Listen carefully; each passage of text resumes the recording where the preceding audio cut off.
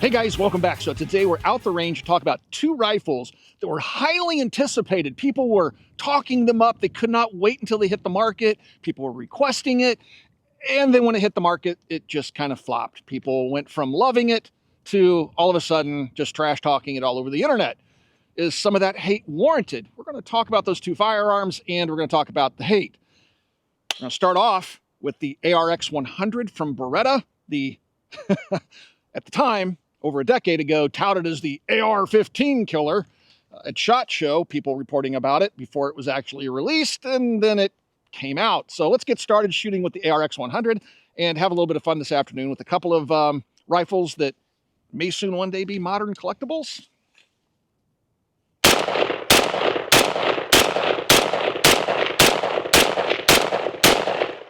A lot of folks ask me, how can I get involved in the firearms business in that particular community? And one of the best ways to do that is to become a gunsmith. Every gunsmith I know is just overbooked with work. It's a very good living.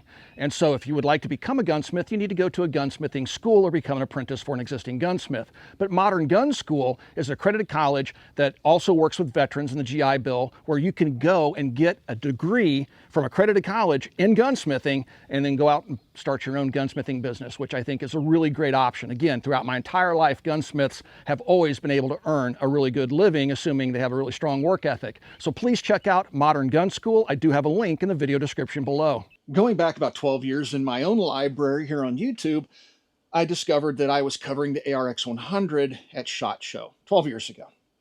And it was a couple of years where Beretta was showing the rifle off, which ultimately became, the ARX 160 became the infantry rifle for the Italian military.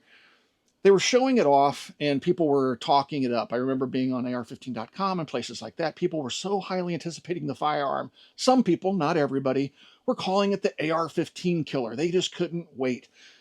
Extensive use of polymers, kind of like a Steyr AUG or something like that, or a G36. But lightweight and, people just had really high hopes for the thing. And I kind of get it because it's a very modern rifle. And again, extensive use of polymers, very lightweight.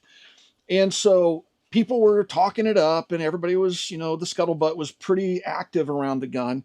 And then, of course, 2 years later, it hits and almost immediately people started just shredding it online and elsewhere. It just was not being well received by the market. So what were people talking about? What were some of the problems with the gun? Well, I don't know if I'll be able to hit on all of them, but let's just start off with the stuff that I'm aware of. So first of all, polymer. People hated polymer. Polymer is just kind of the future. And this is the Glock crowd, right? Where people are proud of their Glocks, but then they want steel rifles or aluminum rifles. I don't know. But it was really picked apart about the polymer. So was the G36. People were, telling stories about the G36s melting and things like that. So polymer was a concern with folks. And this gun uses a lot of polymer. I mean, it's almost unbelievable how many parts in this gun are plastic. And I think to the point over time, it's a detriment to the design. And I'll get into that here in a little bit. So one of the first things I noticed with the rifle when I first started shooting it and did my first videos was that the top rail, which is a attached aluminum 1913 rail that runs across the top here, it's attached to the polymer receiver. And it was just wobbling. You put a sight on it and you could physically see the sight moving because the rail was torquing on the polymer. Beretta came out and put a roll pin back here, which stabilized the polymer, or the aluminum rail sitting on top of the polymer and kept it from torquing as much. But I would say there's still a little bit of movement in there, but it's combat accurate, meaning that, 3-4 MOA. So I didn't like that. And I think other people noticed it as well. One of the things that when I went out to Beretta, when we were talking about this rifle, I did visit Beretta USA, and I talked about how short the stock is. So this is fully extended. This is fully retracted. And it's a very, very short stock. Now, in military circles, short stocks are just fine, but, with body armor and things like that. But in the civilian world, people like the option of being able to extend their stock a little further. And they promised me that they were already working on a replacement stock. You just drive this little pin out and replace your stock that would be 1 or 2 inches longer. Never materialized. They talked about cartridge conversions for it. It's in 5.56, 300 blackout, and other cartridge conversions never materialized. And I think that the rifle's popularity just kind of tanked. It wasn't selling, so Beretta wasn't going to invest more into it. Another problem is the rifle in the US market is set up for use with strap slings, which may still be quite popular in Europe. It has these little strap sling mounts on both sides of the receiver, but we've moved on in the United States. We use QD mounts. They're a little bit better than this. And I'm not real sure that these are all that durable. I'm not sure how they're mounted into the polymer, but I would be concerned with hard use on those sling straps. The other thing that people really disliked about it were the ergonomics, and that I do get. It is a very awkward rifle. Now, when shouldering is shooting it, it's comfortable, but it doesn't feel like any other rifle I own. It's very fat and thick up here. These 1913 rail sections on the side, they are held on by screws, but you can take them off, but there's like these little shark's teeth underneath it, which doesn't improve the ergonomics. So you might as well just leave the 1913 rails on there. Then the early version like this was set up for a 40 millimeter grenade launcher. Later versions of this rifle would get rid of this functionality. It just loves eating skin. Gets rid of this functionality and replaces it with a 1913 rail that comes all the way back, so you can put different types of accessories on it. But this is an early generation. I'd call it a Gen 1. And it has an A2 style pistol grip, but people wanted to be able to put their own pistol grip on it, so they didn't like this. They wanted to be able to put a Magpul grip or something on it, so the fact that you can't swap out the pistol grip was another thing that people absolutely hated about the gun. Now, the last thing that I think is a feature, but a lot of folks didn't like, was the quick change barrel system on the gun, which they believe, and probably rightly so, contributes to the inaccuracy of the gun. Now, it's combat accurate, so 3.4 MOA is just fine for a military service rifle, but in the civilian world in the United States, we expect a little bit better accuracy out of our rifles, at least a lot of people do. And so this rifle just wasn't cutting it for them. So the high price, $1,800, coupled with the modest accuracy, if not poor, people just weren't willing to spend the money, and I get that. But it just has two little tabs like a Glock right here. You pull down, lock the bolt to the rear, pull down these tabs, and you can just lift the barrel right out of the gun. So that quick change barrel is not something is needed in the U.S. Civilian world. It's not even really needed in the military. You don't need to quick change your barrel in the field. That's something that can be done by an armor in the rear. I don't really recommend popping your barrel out in a gunfight. So it's just those things that kind of added to the fact that the gun just wasn't well received. And one of the last things, we're talking about the cheese grater, and this thing loves to eat skin. If you take a look at the charging handle, it's very small. Drop the magazine out here. And when you pull it back, this is a case deflector. When you pull it back, look, your knuckle runs right into the case deflector. And I've taken the skin off my finger charging it quickly, and other people have as well. They do sell these little clip-on knobs that will pop on there, but then it makes taking the gun apart more difficult, and it also makes one of the cool features of the gun more difficult. So those are some of the things that people disliked about it. I'm sure I missed a couple, but that's kind of where it is. Right, so let's talk about some of the things I do like about the rifle in the next segment, and then we'll take a look at the second rifle. All right, so a couple of things that I forgot to cover off in the last segment of problems with the rifle, so let's talk about that here really quick before we get into the things I like about it. So one of the things that people really disliked about it is the fact that Gen 3 PMags would not work in the rifle. So this is a Gen 3 20-rounder, has the over-insertion shelf on the back, and well, it won't lock in. So it would use earlier generation PMags, but the current generation PMag at the time, it wouldn't work with, and people, rightly so, didn't like that. People want the latest and greatest, and if you can't use the latest and greatest magazine in your gun, that's a bit of a problem. People also complained about the really heavy trigger pull, and there were aftermarket triggers that became available for it. All right, so the other thing that I'll touch on here really quickly is, we've been shooting this gun. I have 3 of them, as I think I've said already, and I've been shooting it for 10 years. Of the 3, I've broken 2 of them. And it's a little bit disconcerting when that happens. The first break was a pretty big one, and there's a little hook inside the trigger mechanism. When it hinges up, this plastic hook rocks over and locks the trigger mechanism in place. That little hook just snapped off, just sheared right off. It's all polymer. And the gun simply won't work until that is replaced. So Beretta had to replace that. But now I don't even know if these things are in production. That could be a bigger problem going down the road. So taking it apart, I have to do very carefully because I don't want to break that part. The other part I broke is insignificant in that it hasn't affected the function of the gun. But this is a little plastic cover that rides inside the receiver, and the recoil spring guide rod rides through this little hole in the center, and it's supposed to sit in there and move back and forth with the bolt carrier and keep this slot covered where the charging handle rides. Well, the polymer on it, which is really, really thin, just snapped off and it started flopping around on the recoil rod, and so we had to take it off because it was causing the gun to bind up. So with that removed, the gun works fine, but now you can kind of see through the receiver, which you're not supposed to be able to do. But again, the gun works fine. All right, with that being said, let's talk about the things that are really kind of cool about the firearm. So I've frozen the thing, shot it, exclusively suppressed for a long time and thousands of rounds, all sorts of stuff, and the gun just kept working. So despite the fact that it will break parts here and there, when it is working, it works extremely well. So that I always thought was really, really interesting. But the stuff that really sets it apart would be things like the ability for this rifle to eject out the right-hand side or the left-hand side, and the end user can make that switch in the field with the tip of a bullet, a stick, or something similar. No tools required, very easily and quickly done. So I'm going to take a few rounds, stick it in the rifle, and you'll notice that I'll fire 2 rounds and they'll eject out the right-hand side or left-hand side because I had it switched. So it kicked them out that way. To reverse that, you have a little hole that's on both sides of the receiver. And to move it, you just take the tip of a bullet. So if I want it to go out the right-hand side, I'll push this switch towards the right. It'll click, and that's it. Now the rifle will eject out the right-hand side. So that's kind of a neat feature of the firearm. Now, the engineering on this firearm is really kind of cool.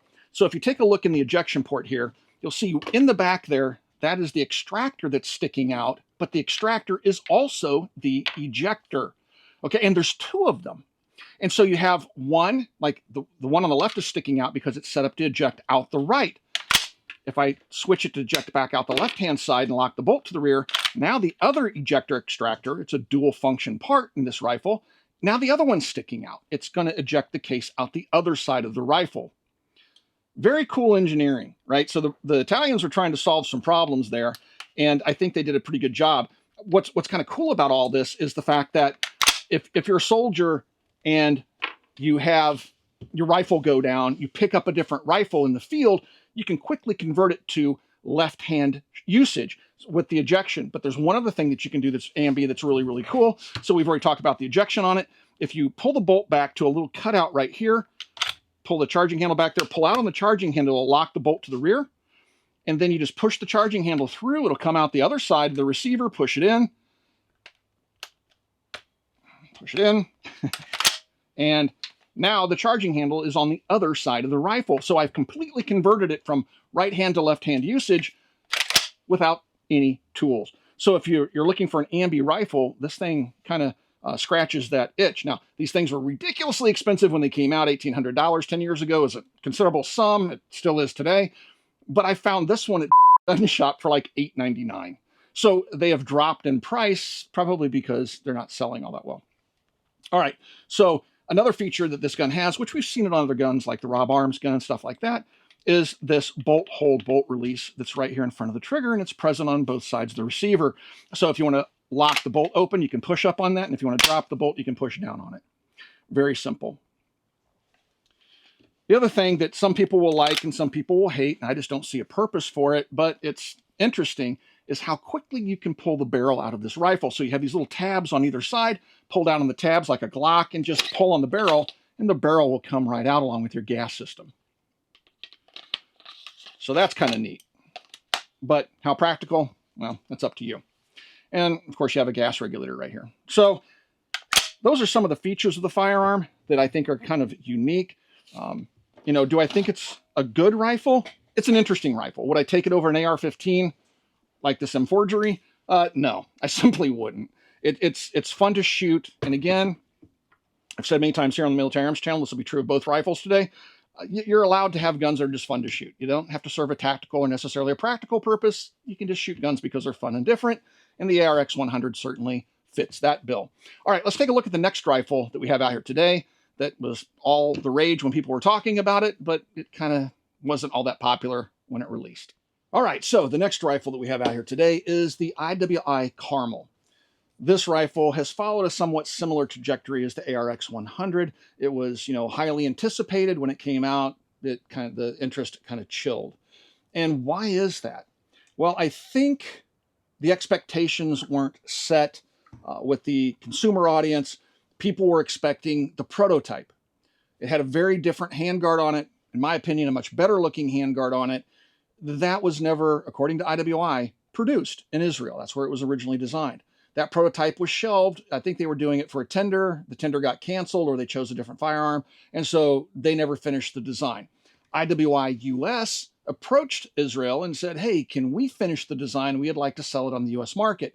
And they started working on it over here. And so this is an actual production Carmel, right? It was designed here in the United States, so the design was finished. And the handguard that you see on here is the Carmel's handguard. The other one's just a prototype. But that other handguard, because it looked so good on the rifle, people were like, ew, what's this 2x4 looking thing? And they're not wrong. I mean, this is not a good looking handguard. You have fake M-lock slots back here because, there's something behind there that would keep you from putting M-lock. Then you have the M-lock out here. But it did extend the number of accessories you could put on the firearm that the original handguard would not allow for. So I understand why they did it, right? But it also goes to something else. People assumed the other rifle, as did I in the early days, that the other rifle was the original design and this is just some sort of an Americanized version of it, which, as I've already addressed, isn't necessarily true. They never gave us that. And it's very similar to what happened and something I actually counseled IWI on back in the early 2000s with the Tavor and the Galil Ace, I should say. I told them they were talking about bringing in, they were showing me drawings back then, and they had some Americanized guns that they wanted to bring in that had different handguards, different stocks. And I said, don't do that. That will not go over well in the United States. And ultimately, they did bring in the military version of the Galil Ace as the Gen 1, and later they did similar things to it with handguards like this, called it the Gen 2, and you can't give the things away. Everybody that comes into our store wants the Gen 1s if they can find them. They have very little to no interest in the Gen 2s. And so Americanizing firearms for the US market is not something that's generally popular, and I think that's what people thought was happening here, even though, according to IWI, that's not what happened. So the other thing that people don't like about it is this handguard is very blocky, and it does feel like a 2x4. Even with my large hands and long fingers, if I had to reach a switch up here, I'd have to adjust my grip, and it's just, I don't know, it's awkward to me, and I think a lot of folks would agree. Now, despite the fact that the rifle, and this is the other thing that people disliked about it, it looks very thick and blocky and heavy. When you pick it up the first time, you'll go, oh, this is actually really lightweight. And so it does have a standard AR-15 pistol grip back here that can be replaced, so you can adjust the ergonomics back here. And so once you shoulder it and shoot it, the balance and the heft of it is actually really darn good. It's a good shooting rifle. And so I think, the cosmetics kind of threw people off. People were kind of expecting the prototype, if you will, and then just the blocky, strange appearance of the gun. All right, so the things I like about the gun is it is lightweight, extensive use of polymers. The stock back here has a lot of features on it, so you can side fold, right? You can also adjust the length of pull by pulling the little trigger and adjust that length of pull, and it's plenty long enough for tall shooters like myself. And then you have this cheek riser that you can quickly adjust for height. So if you change optics, magnified optic or something like that, something that's mounted higher like with a Unity mount, you can bring your cheek up with that riser. It has QD mounts, unlike the Beretta. And across the top here, we have an aluminum rail that runs across the top. You'll notice there's screws in the top. And unlike the Beretta, this is a polymer receiver with a metal rail on top that's bolted to a metal substructure. So unlike the Beretta that you'll get play in the top, in that rail on the top, you're not going to have that problem with the Carmel. This is a very rigid setup, right? So that works. Now the ergonomics are such that with the M16 style pistol grip, you're going to have a selector lever that's ambi on both sides that's in a very familiar spot. If you like the AR-15, the mag release, again, very familiar spot. You do have ambi controls, so you have a bolt release, bolt hold here. It's a ping pong paddle, like the AR-15 on this side. And then on the other side, you have a big ping pong paddle and the ability to lock the bolt open and an ambi mag release as well. Now, another cool ambi feature of this gun, while it doesn't eject out both sides, it only ejects out one, but it does have a port buffer for left-handed shooters. Shooting it left-handed wouldn't be a problem. If you lock the bolt to the rear on this bad boy, bring the non-reciprocating charging handle forward to a little cutout right here, and push. Now I've just moved the charging handle to the other side without tools. So you can run it over here or on the other side. So the rifle is accurate, enough, has adjustable gas regulator, short stroke gas piston on it. It's a really nice rifle, very pleasant shooting rifle. And I think it's a really, really good rifle just generally. So it's something that I think if you wanted to use it for defensive purposes, take classes with, it certainly would fit that role quite nicely. I've never broken one. Jason has one as well, and we've shot it. Jason really loves the rifle a lot. So I think it's a solid design. I think its appearance and the fact it doesn't look like the prototypes and those pictures that got out there, that's what's kind of stalled the market's interest in the rifle, which is truly unfortunate because, again, I think it's a really nice rifle. Now, the prices on them are high. I want to say they're $1,600, $1,700, but you'll see companies out there like blowing them out for $1,000. So they're picking them up probably somewhere. A distributor that wants to unload them because they won't sell. They're picking them up for a reduced price and they're passing that along to the consumer, which probably upsets IWI because it's, kind of gutting their market price. But it is expensive, but it is a nice rifle. If you have the money, it's something that would be, very nice to have. And certainly, as I said earlier in the video, it could be a modern collectible. I hope not. Hope it sticks around and goes through some evolutionary changes. And it'd be kind of cool if they offered a handguard or somebody offered a handguard, Manticore Arms or somebody that would make it look more like the prototype. So, but shooting it, very pleasant recoil impulse for, a gas piston gun. And it has a really, really good trigger in it, unlike the Beretta.